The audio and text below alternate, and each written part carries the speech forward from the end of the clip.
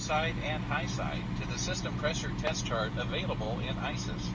Keep in mind the system pressure test charts are different for orifice tube systems versus thermal expansion valve or TXV systems. The chart shown here is applicable to TXV systems only.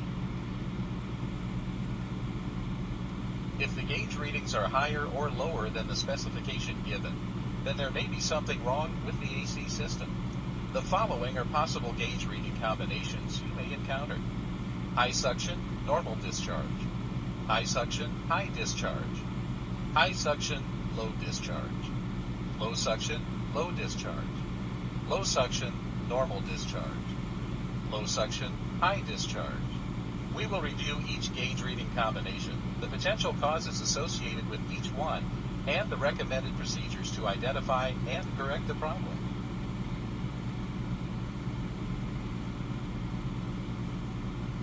If the suction side reading is high and the discharge pressures are normal, then you should suspect a stuck open expansion valve, a stuck blend air door allowing hot heater air into the evaporator, or an overcharged system on trucks equipped with orifice tube systems.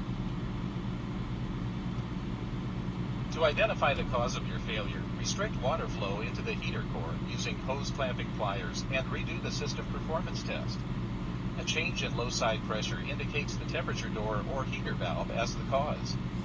If there is no change in low side pressure when this test is performed, test the operation of the expansion valve block with a can of compressed air, or recover the refrigerant and inspect the expansion valve block. If the vehicle is equipped with an orifice tube system and an overcharge condition is suspected, first, turn off the AC system and the vehicle's engine. Allow the system pressures to equalize. This could take 25 to 30 minutes. Once the system pressures are equalized, compare the ambient temperature with the low and high side pressures to the specifications found in ISIS.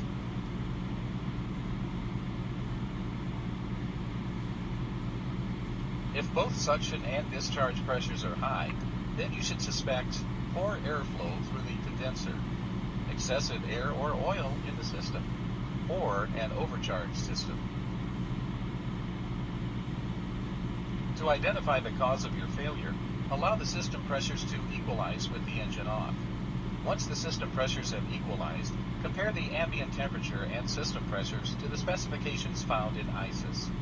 If system pressures are within specification, inspect the condenser fins for restrictions.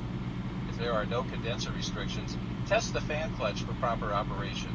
If the fan clutch is working properly, consult repair history and look for repeated system repairs that may indicate an oil overcharge due to improper oil calculation procedures. However, if the system pressure is more than 10 psi above specification, either the system is overcharged or has excess air or other non-condensable gas. Recover, evacuate, and recharge the system.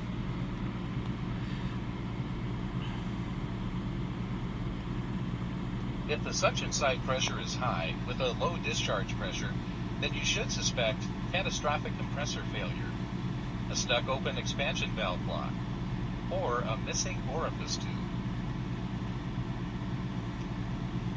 To identify the cause of your failure, attempt to turn the compressor clutch drive plate in a clockwise direction using a clutch wrench. If the compressor clutch rotates, then test the expansion valve block for proper operation or check if the orifice tube is missing. If the compressor clutch plate does not turn, then you will need to replace the compressor and any other necessary parts.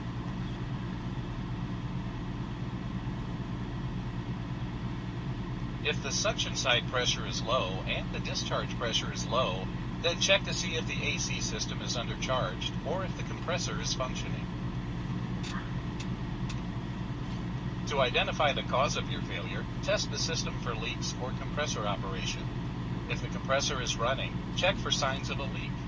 Use appropriate tools to verify leaks, and if found, follow the proper repair procedures.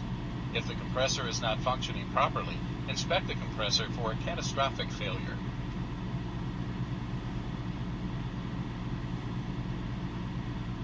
If the suction side pressure is low and the discharge side pressure is normal, then suspect either a clogged or stuck closed expansion valve or a clogged orifice tube.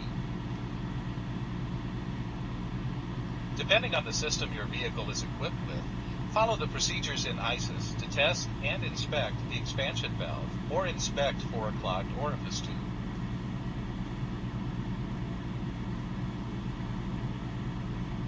If the suction side pressure is low and the discharge side pressure is high, check for an overcharge condition, a clogged orifice tube, or ice in the expansion valve due to moisture contamination. To identify the cause of your failure, allow the system pressures to equalize with the engine off. Once the system pressures have equalized, compare the ambient temperature and system pressures to the specifications found in ISIS. If system pressures are within specification, inspect the orifice tube or expansion valve and replace as necessary. However, if the system pressure is more than 10 psi above specification, either the system is overcharged or has excess air or other non-condensable gas.